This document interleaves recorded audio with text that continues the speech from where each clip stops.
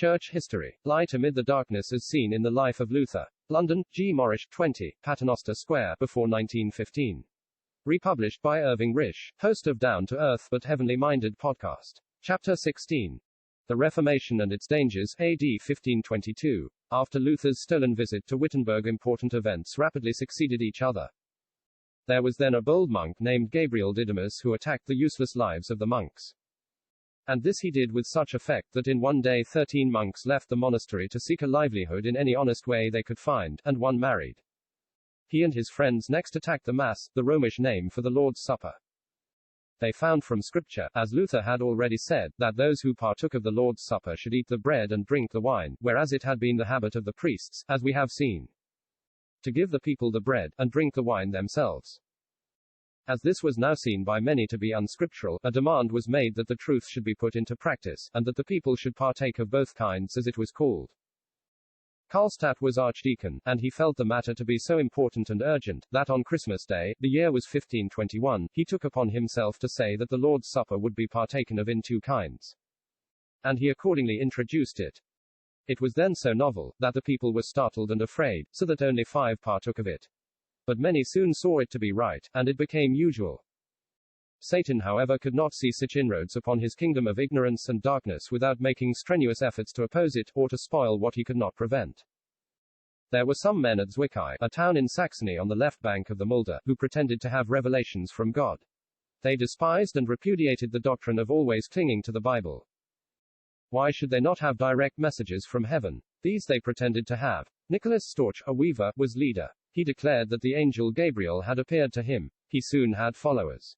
From these he chose 12 apostles and 70 disciples. The declaration was that they had now set up a new church of God.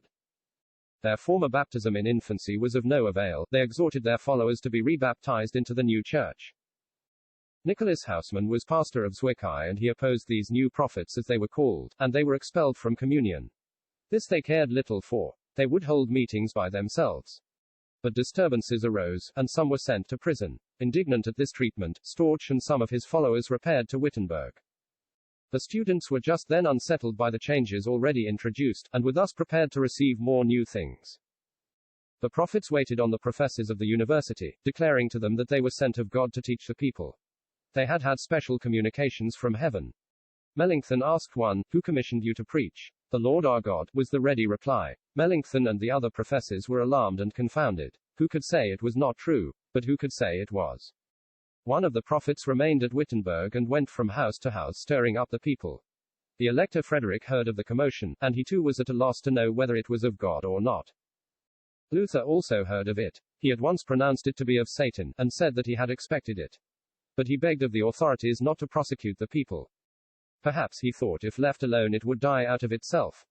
Karlstadt was now the great reformer at Wittenberg. He did not receive the prophets as from God, nor receive the doctrine of rebaptism. But he caught some of the enthusiasm, and declared that they must proceed with the good work. The first thing he took up was images and image worship. He searched the scriptures and produced the passages against this practice, and proceeded to exhort his hearers not only to abstain from evil worship, but to prevent it. Thus appealed to by an archdeacon, the people broke into the churches, and smashing the images, burnt them.